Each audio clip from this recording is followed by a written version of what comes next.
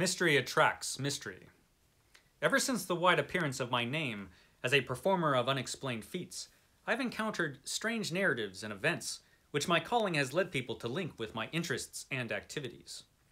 Some of these have been trivial and irrelevant, some deeply dramatic and absorbing, some productive of weird and perilous experiences, and some involving me in extensive scientific and historical research.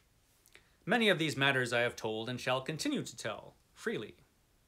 But there is one of which I speak with great reluctance, and which I am now relating only after a session of grilling persuasion from the publishers of this magazine, who had heard vague rumors of it from other members of my family. The hitherto guarded subject pertains to my non-professional visit to Egypt 14 years ago, and has been avoided by me for several reasons. For one thing, I am averse to exploiting certain unmistakably actual facts and conditions obviously unknown to the myriad tourists who throng about the pyramids and apparently secreted with much diligence by the authorities at Cairo, who cannot be wholly ignorant of them. For another thing, I dislike to recount an incident in which my own fantastic imagination must have played so great a part. What I saw, or thought I saw, certainly did not take place, but is rather to be viewed as a result of my then recent readings in Egyptology, and of the speculations anent this theme which my environment naturally prompted. These imaginative stimuli, magnified by the excitement of an actual event, terrible enough in itself, undoubtedly gave rise to the culminating horror of that grotesque night so long past. That is From Under the Pyramids, a strange story by H.P. Lovecraft, and Harry Houdini. Yeah, that Houdini.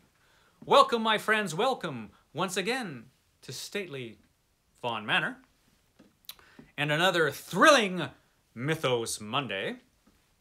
And today's Mythos tale is Under the Pyramids by H.P. Lovecraft and Harry Houdini. So this is a collaboration. H.P. Lovecraft did a number of collaborations with other writers, usually involving them giving an idea for a story and him actually writing the story and coming up with like all the events of the story, basically, usually. Usually that's how it worked. I'm going to read you just a little bit of what H.P. Lovecraft scholar S.T. Joshi has to say about this particular story. This lengthy story was commissioned by J.C. Henneberger, then owner of Weird Tales, who wished Lovecraft to fictionalize an adventure that Harry Houdini claimed to have had in Egypt.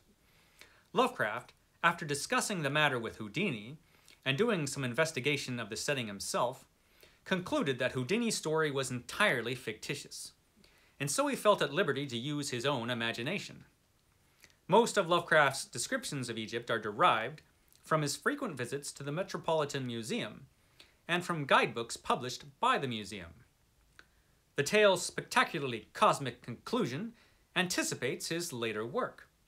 It appeared under the title Imprisoned with the Pharaohs, under Houdini's name, in Weird Tales, May, June, July, 1924. So this is a story that was published in Weird Tales as written by Harry Houdini. Lovecraft did not get credit, but fortunately he did get paid, and I guess that was enough. And now everybody knows this as a Lovecraft story, as they should. I don't know how much of this story was actually Houdini's story. Probably not much. Probably just the central situation, which I'll tell you now. Basically, the situation is this. Harry Houdini, the great escape artist, Harry Houdini, is on vacation in Egypt. And so he employs a guide to guide him around, and while they're wandering around Egypt, this guide gets in a fight with another Egyptian. And they decide to have a duel. And their duel is going to take place in the middle of the night on the top of the Great Pyramid, because I guess that's how you did it back in Egypt in the 20s. And their duel is basically a fist fight. So Harry Houdini has got to see this, right? So he goes along with some other Egyptians to the top of the pyramid in the middle of the night. They just crawl up there. And the top of the pyramid is kind of flattened by this time, you know, after thousands of years. And these two Egyptians are fighting, but they're kind of fake fighting. Like, you know it's not real. And Harry Houdini's like, hey, what's going on here? And then wouldn't you know it, they all pile on Houdini and tie him up. And they're like, okay, Houdini, we'll see what a great escape artist you really are. Try to get out of this situation, buddy. So they tie this guy up, Houdini. Really good, man. And they drag him down the side of the pyramid. They uncover a hole in the ground. And they lower him by rope down this hole. And he's just going down and down and down and down, way down into this pit. And then they drop the rope and cover up the hole. And he's like way down there underneath the pyramid. So now he's all tied up underneath the pyramid. This is a classic Harry Houdini situation. So he's got to somehow escape. Now this is Harry Houdini we're talking about. Ropes aren't nothing to this guy, so of course he escapes from the ropes. But then he's got to try to find his way out from underneath this pyramid, under which he is trapped. So he tries to find his way out.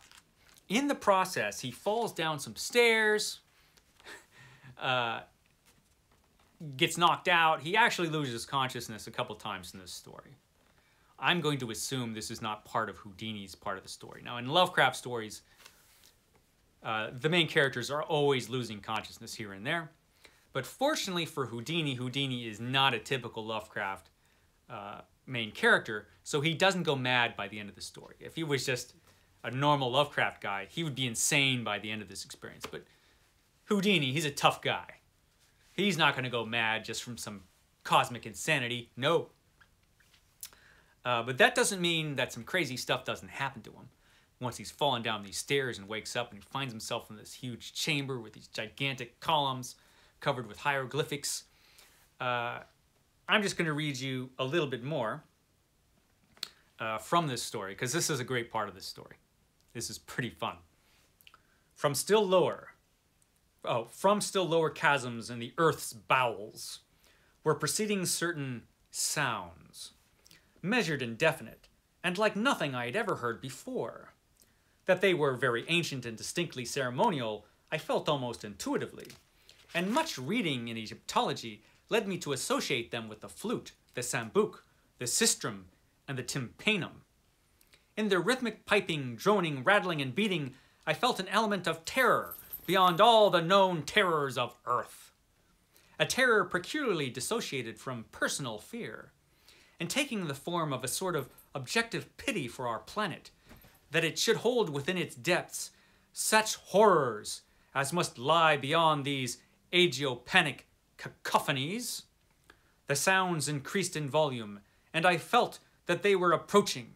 Then, and may all the gods of all pantheons unite to keep the like from my ears again, I began to hear, faintly and afar off, the morbid and millennial tramping of the marching things.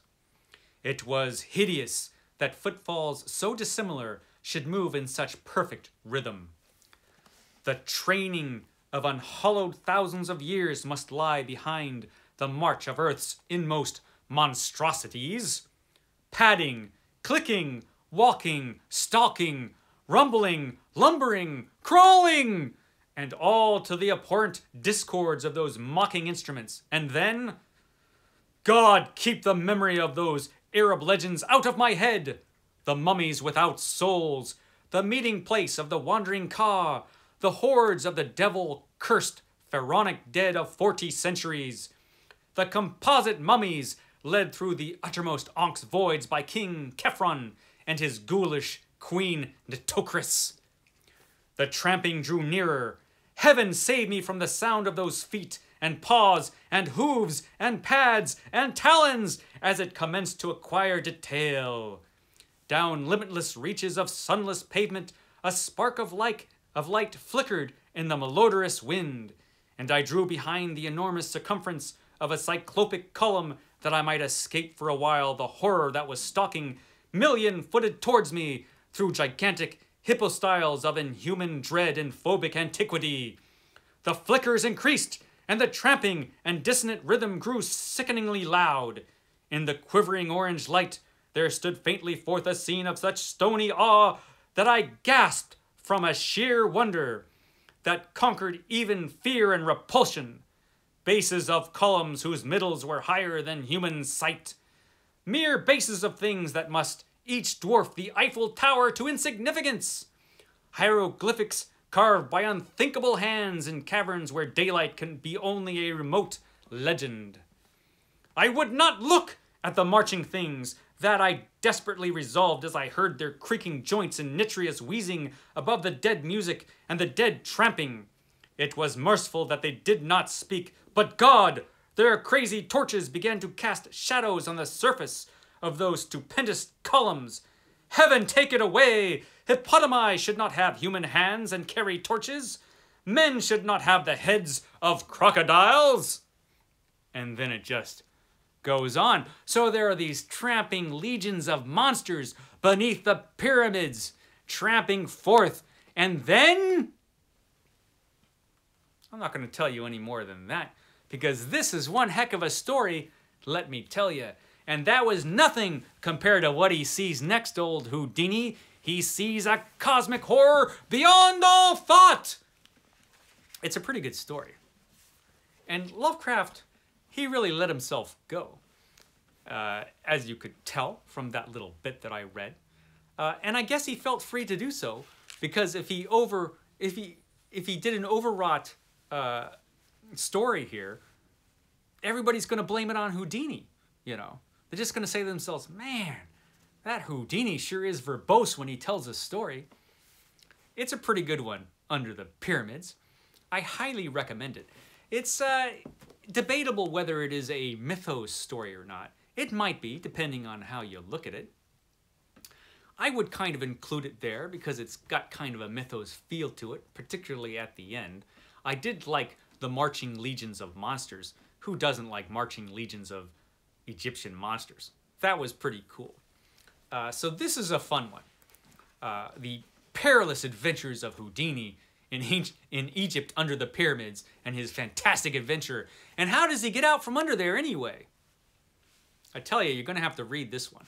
So, pretty good story. You could find it here in the Complete Fiction of H.P. Lovecraft. Of course, you could find it on the Kindle. Any ebook e-reader, you could find this story probably for free. It's a good one. I highly recommend it. It's a lot of fun.